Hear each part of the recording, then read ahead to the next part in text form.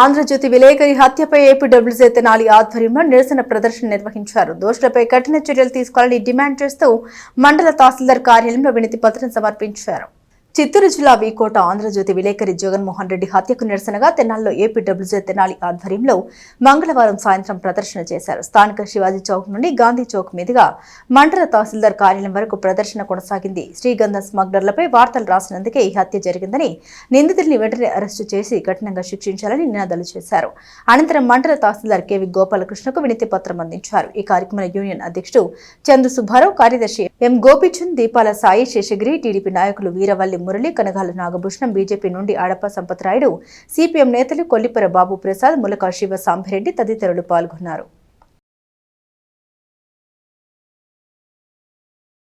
చిత్తూరు జిల్లా వీకోటలో శ్రీగంధం స్మగ్లింగ్ జరుగుతున్నటువంటి నేపథ్యంలో ఆ స్మగ్లర్స్ మీద వార్తలు రాసినందుకు గాను జగన్మోహన్ రెడ్డి అనేటువంటి ఆంధ్రజ్యోతి విలేకరిని అత్యంత పాశవికంగా, దారుణంగా గొడ్డళ్లతో నరికి చంపివేశారు.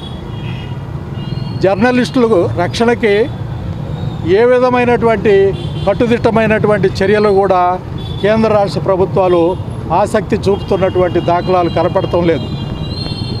జర్నలిస్టులు రక్షణ నిరంతరం ప్రభుత్వాల బాధ్యత, సమాజం బాధ్యత. అటువంటి తరుణం లేకపోతే, అలాంటి పరిస్థితి లేకపోతే మనకి నిజమైనటువంటి, నిష్కర్షమైనటువంటి వార్తలు సమాజానికి ఎలా అందుతాయని మేము ప్రశ్నిస్తున్నాం. ఇవాళ ఈ రాష్ట్రంలో శాంతి భద్రతలు నెలకొల్పే దాంట్లో కానీ ప్రతి ఒక్కళ్ళ బాధ్యత ఉందనేది గుర్తుపెట్టుకొని, ఏదైతే వీకోట్లో జగన్మోహన్ రెడ్డి అనే వ్యక్తి మీద దారుణంగా అతని మీద మర్డర్ చేసి ఇవాళ ఒక కిరాతకానికి ఇవాళ ఒడిగట్టారో, ఇంకొక సంఘటన ఎక్కడ జరగకుండా ఆ కుటుంబానికి న్యాయం జరిగే విధంగా, దోషుల్ని కఠినంగా శిక్షించే విధంగా ప్రభుత్వం గట్టిగా చర్యలు తీసుకోవాలని చెప్పేసి మేము కోరుకుంటే, వాళ్ళ తెనాల్లో పాత్రికేయులు ఇంతమంది జరిగినటువంటి సంఘటనకి సంఘీభావంగా నిలబడినందుకు ఇవాళ మా తెలుగుదేశం పార్టీ నుంచి కానివ్వండి, కమ్యూనిస్టుల వైపు నుంచి కానివ్వండి, బీజేపీ వైపు నుంచి కానీ ఇవాళ ప్రజాస్వామ్యాన్ని కాపాడటానికి ఇంతమంది ఇక్కడికి విచ్చేసినందుకు అందరికి కూడా ఇవాళ జగన్మోహన్ రెడ్డి లాంటి వ్యక్తులు చనిపోయినా మిగతా వాళ్ళు కూడా ధైర్యంతో ముందుకొచ్చి వాళ్ళ విధులు నిర్వర్తించడానికి అవకాశం ఉంటుంది.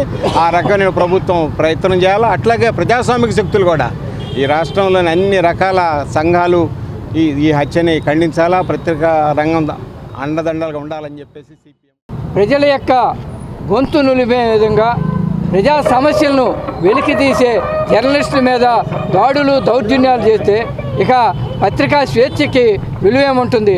అందుకనే ఆంధ్రప్రదేశ్ వర్కింగ్ జర్నలిస్ట్ యూనియన్ రాష్ట్ర కమిటీ మాజీ సభ్యులుగా ఏదైతే జర్నలిజం ఉందో అదే ఆగదు. పైగా ఈ మూలం ఏంటి? స్మగ్లింగ్. అక్కడ స్మగ్లింగ్ జరుగుతుంది.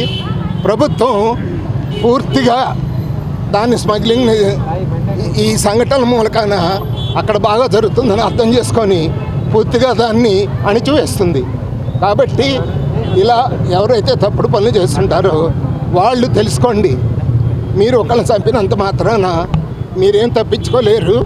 మీరు తప్పించుకోవడమే కాకుండా మీ ఆదాయానికి మూలమైన తెలుగుదేశం పార్టీ తరఫున తీవ్రంగా ఖండిస్తున్నాం. హతులు ఎవరైతే ఉన్నారో జగన్మోహన్ రెడ్డి గారికి ఆత్మశాంతి కలగాలని, వారి కుటుంబానికి తెలుగుదేశం పార్టీ తరఫున ప్రగాఢమైన సానుభూతిని తెలియజేస్తా ఉన్నాం.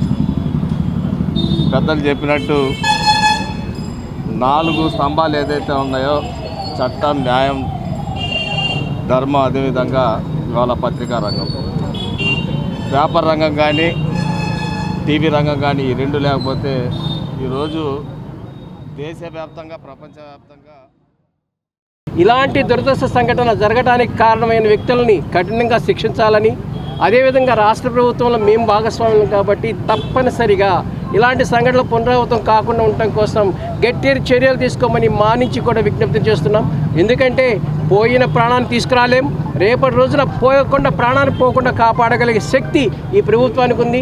రేపటి రోజున ఎక్కడా కూడా ఏ విలేకరికి కూడా సమస్య రాకుండా చూడాల్సిన బాధ్యత రాష్ట్ర ప్రభుత్వం మీద ఉన్నదన్న విషయం అందరికీ తెలుసు.